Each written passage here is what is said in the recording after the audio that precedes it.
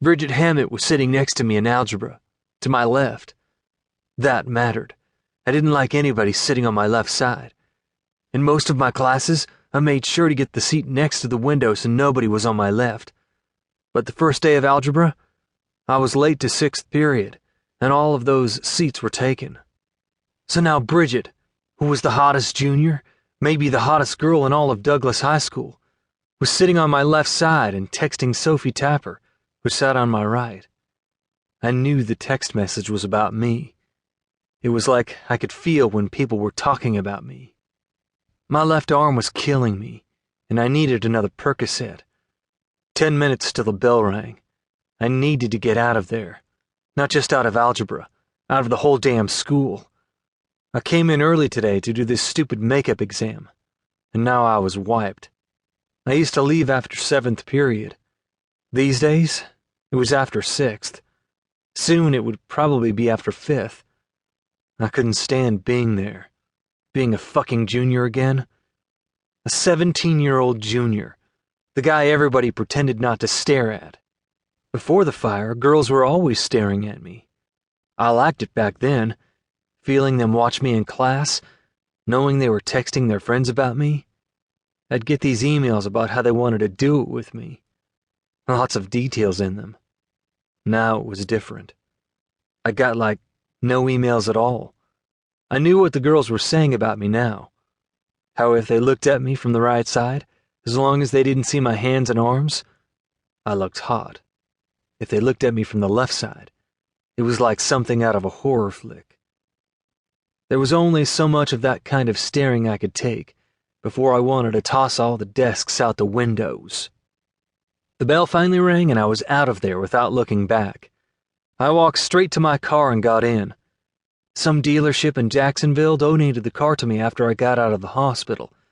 It was a total dork of a car, and I wanted to sell it and get a motorcycle. But my mother said that would be an insult and I needed to be grateful and blah blah blah. I took a Percocet with what was left in a can of Dr. Pepper I had stuck in my cup holder that morning. Then I laid rubber pulling out of the parking lot, heading toward the bridge and the beach. I wasn't going home, though. First, because Mom would be there, and I never let her know I was cutting. I didn't want any grief from her. Second, today, for some total crap reason, Andy was at our house. Today. The day Maggie was getting sprung. The day I'd really like to forget the Lockwood family existed. Mom left a message on my cell about Andy being there, but said he'd be gone by the time I got home. She also said I should come straight home from school, probably because she knew I'd be freaking out about Maggie getting out. If you see any reporters, she said, walk right past them. Don't engage them. You owe them nothing.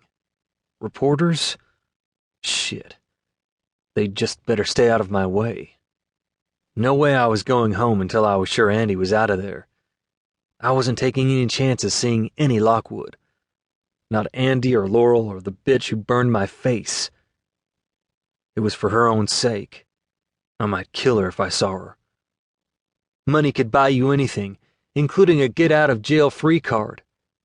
She visited me in the hospital before she went to jail, and I swear, if I'd known then what I knew now, I would have found a way to kill her even with my arms bandaged up to my shoulders.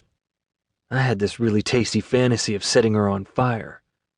Only someone else would have to light the match.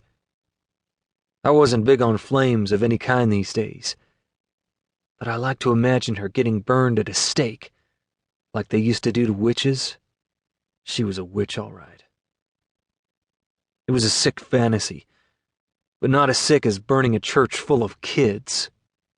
I parked by the pier where the surfers hung out, though the surf was so lame only 3 other guys were there. I didn't really know them. The cool thing about surfing was you could be with other people, but not really have to be with them. Like talk to them or be close enough so they could stare at your face.